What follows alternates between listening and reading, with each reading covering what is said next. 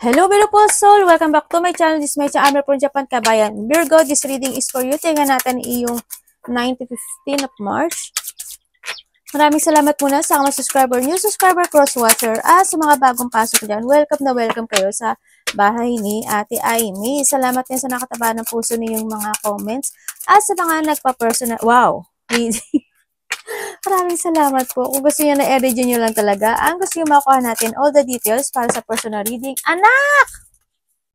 Hindi pwede yan! Ay, nasa baba ng video na ito.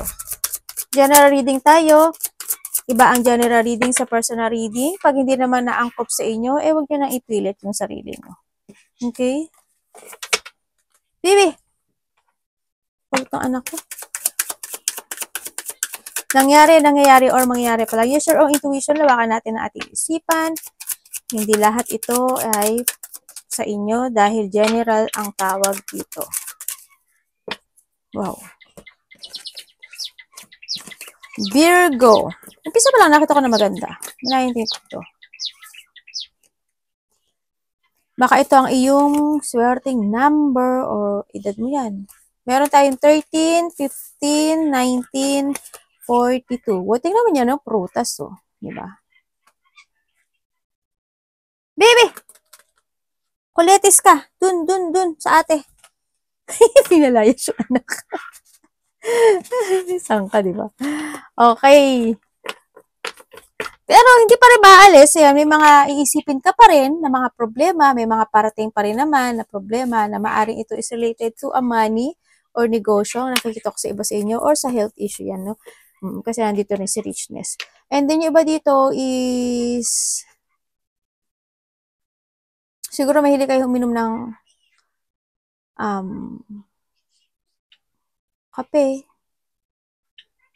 And then also, it's more on, ang nakikita ko dito kasi dissonant emotions, no? May mga iisipin ka. Ibig sabihin, ang iisipin mo dito is pagbabago. Yan. May mga iisipin ka o gagawin ka na isang sitwasyon mo na ikagaganda ng buhay mo o magandang resulta. Yun ang nakikita ko dito. Parang you have a knowledge. Meron kang isang knowledge na pagpapasyahan o umpisahan. Parang ganun. Sa nakita ko dito. Kasi kung titignan ko dito si Cups, parang merong isang sitwasyon. Halimbawa, ako, bibili ako ng alkansya, tapos lalagyan ko siya. Kasi why? Nag-iisip na ako ng for my future. O kaya may mga gagawin. O kaya ako gusto mag-ipon kasi may pag-iipunan ako. Mga ganun. Nakikita ko dito. Pero may mga iisipin ka raw o iilusyonin. No? Sa nakita ko dito. Yan, may mga situation din na magkakaroon ka ng reflection. And then also, nasa sayo kasi si richness. Ibig sabihin is may iisipin ka talaga. Pero it's more on using your intellect. Sa nakita ko dito, This is thinking for a transformation. Sa iba sa inyo, no? Thinking for a transformation and maaari makaka-receive ka ng isang information or communication din na magagaling sa ibang tao. And it's more on thinking for a lack. Yes, there's a lack. Kasi handito na rin si wisdom. Handito yung lack, growth, achievement, and may mga abundance. At iba dito is extension. No? At may mga, syempre, hindi mawala yung positivity happen kasi magkakatabi siya. Yan. No? Yun. Sa nakita ko dito. Positivity happen. At may pagtutulungan. Ako nakikita, maaring may tutulungan ka rin kasi nandito rin si Cup tsaka si wisdom. Maaring may, and then also yung dito. No, kung titignan ko dito, siguro may mga changes of food, kakain ka na maraming prutas, ganyan. And then also, sa nakita ko rin dito, because of the wisdom and sa water na to, wisdom and water is magkakaroon ng magandang resulta at the end, yung gagawin mo yun, o yung umpisa mo yun, o yung ginagawa mo. Ganyan. Sa nakita ko dito. Kasi you use your intellect this time. Congratulations, no? Sabi pa, di ba? Yan, Meron kang 3. Meron kang sa, no? Hindi nga ako nagkamali. 26, 29, and 31. Ba? Di mo, look to the future ka, di ba? Hindi nga ako nagkamali. Magiging ano ka, successful ka, may mga papasok na ano, blessings sa'yo. Blessings. Yes. There's a victory and success. May mga happiness happen into your life. Andito na rin yung confidence mo, no? When it's sa iyong mga gagawin this time, sa nakikita ko dito. And then also, may mga, you're thinking for the future kasi. You're thinking for a future. Andito yung pagkakaroon mo ng paninindigan to a successful. Andito ka talaga, no? Yan. Paninindigan to success yung isang bagay o sitwasyon sa buhay mo. May isang bagay o sitwasyon ka sa buhay mo na i-structure mo. Halimbawa, yung bubuin mo, pag-aaralan mo, aalamin mo, i-research mo, ganyan, para maging successful. Mga ganun nakikita ko sa'yo. May mga, you're doing a challenge this time sa iba sa inyo. May mga challenge ka na gagawin sa nakita ko dito at nakikita ko naman na magiging successful yun. Kailangan mo lang talaga is to commit to think to a future and use your head, no, sa nakita ko dito. And disiplina, syempre, and nandun na yung pagkakaroon mo ng responsibility sa mga bagay-bagay na gusto mo makamit into your life sa nakita ko dito. And syempre, iba sa inyo nga, sabi ko sa inyo is maaring mahilig kayong, yun nga, kape or water sa sinasabi ko dito, no? Or pag-change ng mga food. And then also, may mga i-research kayo o may mga aalamin kayo this time sa nakita ko to.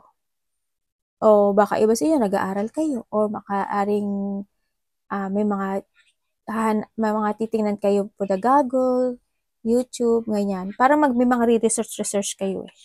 Parang hindi nyo mas more kang magiging thirst of knowledge for something sa buhay mo this time sa nakita ko dito.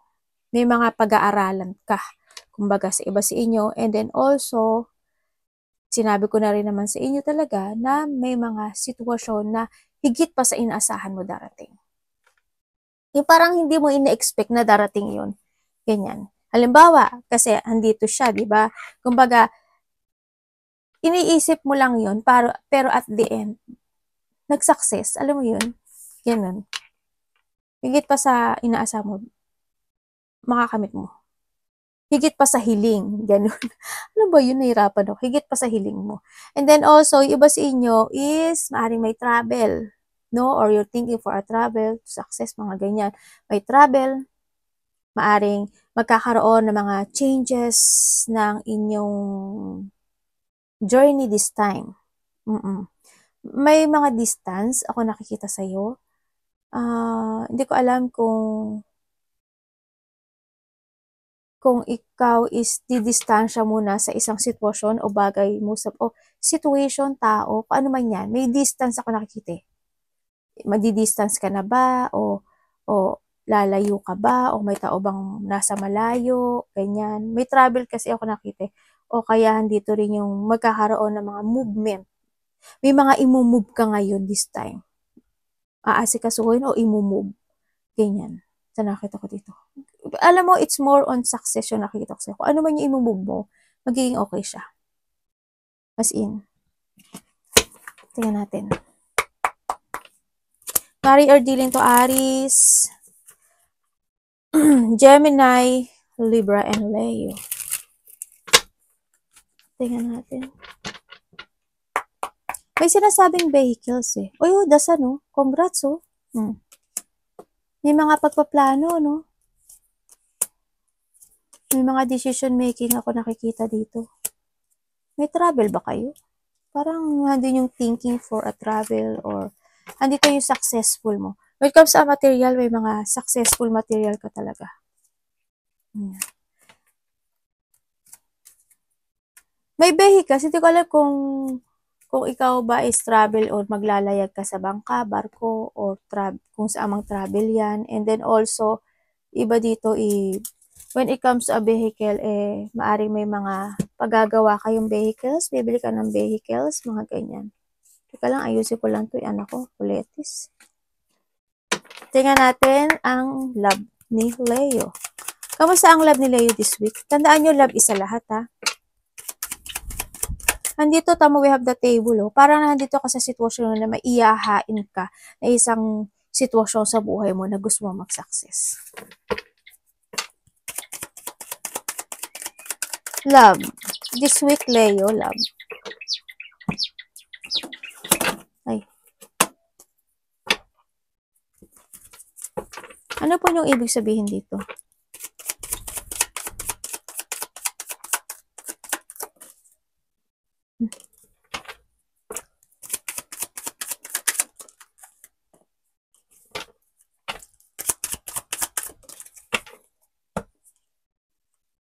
Hala, sandali lang.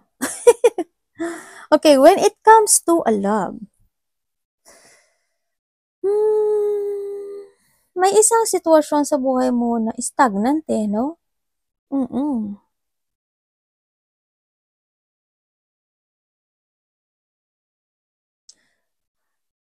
Ang nakikita ko dito, when it comes to a love, hindi siya ganun ka stable. Ang nakita ko dito, hindi siya stable eh. Maaring may nagsisinungaling. Ako nakikita, may tao na nangliling lang, or may tao na, nandaraya. Sa nakita ko dito. There's an unhappy situation ako na nakita when it comes to a love.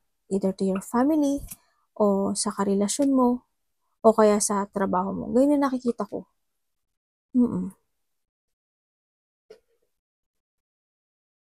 Meron din ako nakikita na may mga sitwasyon na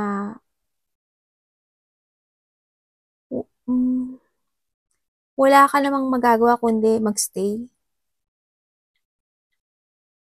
Kuhanin ko nga. Kasi ang both sa inyo, iba kayo ng energy eh. Want to be independent. Ang nakita ko. Tingnan ko ha. Anak, baba mo na. Pero, want to be independent, pero hindi ko nakikita yung ending. Yun na nakikita ko. Pero, hindi kayo fit when it comes to a love. Siguro, stay lang, ganun. Kung kayo is nagkahiwala nito, ganun din. Walang pagkakat o walang nag-i-end na situation. Stagnant lang siya. Yun nakikita ko. Sana walang mangyaring situation. In a part of the family, may unhealthy situation. Yan. Kumbaga, siguro may health issue, ganyan. O kaya when it comes to a love, hindi talaga healthy yung inyong relationship. Hindi ganun ka-healthy. Kumbaga, may division. Kung magkasama kayo, may division kayo. No, hindi ko naman sinasabi na nagsahiwalay kayo. Ganyan. O kaya, kung nagkahiwalay na kayo, siguro hindi talaga kayo nag-fit. Ganyan sa iba. Tingnan nga natin ang iyong money. Kamusta po ang hindi pala to. Kamusta po ang money ni Virgo?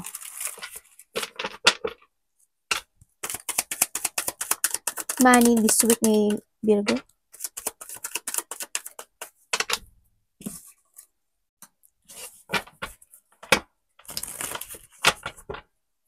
Ano ibig mo sabihin?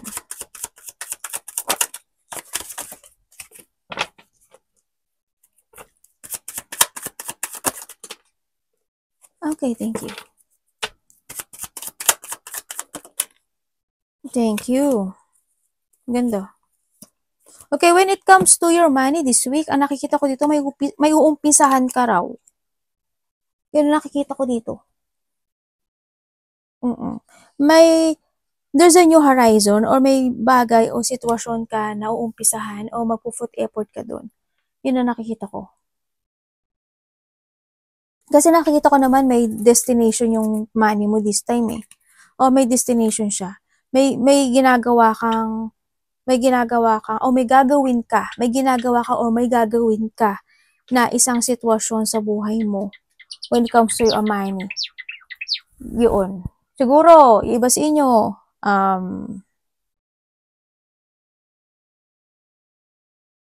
yung iba sa inyo,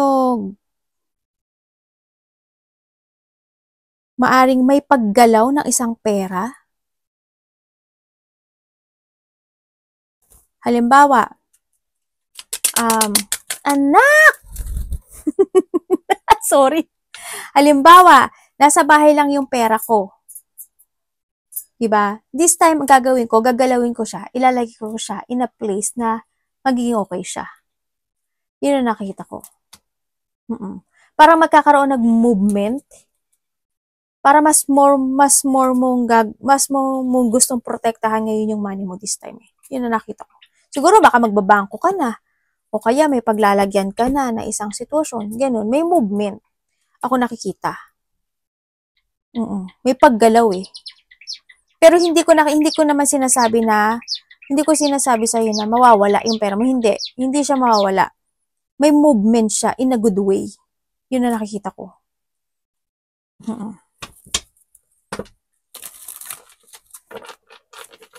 Tingnan natin ang iyong health. Health ni Virgo. Kamusta po ang health pagdating kay Virgo?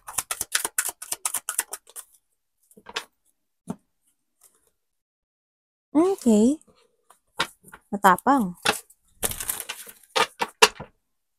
Paka-explain.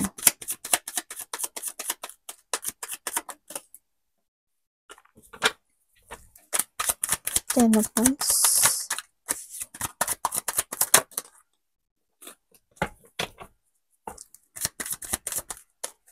Thank you.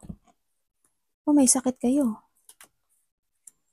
Alam mo, when it comes to your health, may sakit kayo, no? Pero, alam mo, kahit yung sakit na yon, pinaglalabanan mo siya. Pinaglalabanan mo siya, kahit mahirap, pero pinaglalabanan mo siya. Ginagawa mo yung lahat when it comes to your health para maging okay ka. Yun na nakikita ko sa'yo. It's good naman yon, good yun, kasi you're doing your best. Binibigyan mo ng effort and hard work para magkaroon ng development when it comes to your health. Kung nagkakaroon ka ng health issues na nakita ko dito. Kahit minsan, siguro in the past, masyado ka na-prostrate or nagkaroon, ikaw or malapit sa puso mo, nagkaroon talaga ng hospitalization, ganyan, nagkaroon ng confine, nagkaroon ng, maaari may mga na-paralyze, may mga nagpapadoktor. Pero sa ngayon, nakikita ko dito is nagiging okay. No? Kahit mahirap kasi, you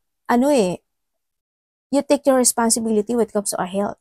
Focus ka sa health mo ngayon.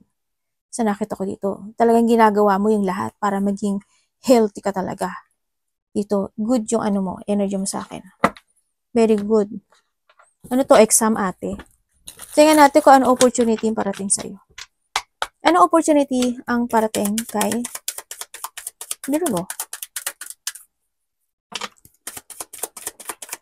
Diba dito maaaring sumasakit minsan yung ulo nyo, paa nyo, ganyan.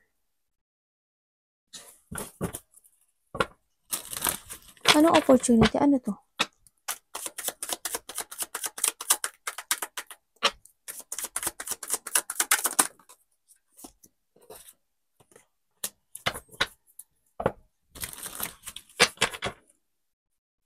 Anong ibig mo sabihin? About. Nangyari dyan? Ano sunod dyan? Kailangan mahagis. Okay. When it comes to an opportunity, meron ka doon, comes opportunity, there's a decision making. Ako na nakikita sa'yo na merong tao dito, ikaw or someone may tao dito na meron kayong pagpapasyahan.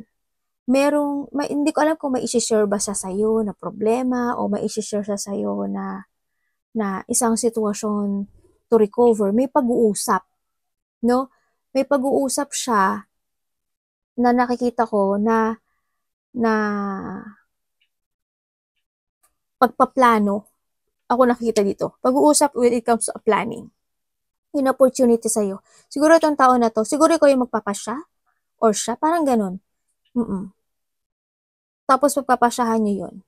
Pero handin yung situation na pagkalito. No? Sa nakita ko ito sa offer na to kasi maaring halimbawa vice versa tayo, maaring ikaw is wala ka namang makayang i-offer sa kanya, pero siya,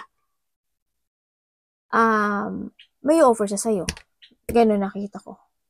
O kaya may pag-uusapan lang kayo at pagpapasahan kayo na maaring sa ngayon wala pa yung resulta na yun, pero magkakaroon ng pagpapasya when it comes to a planning. Planning for what?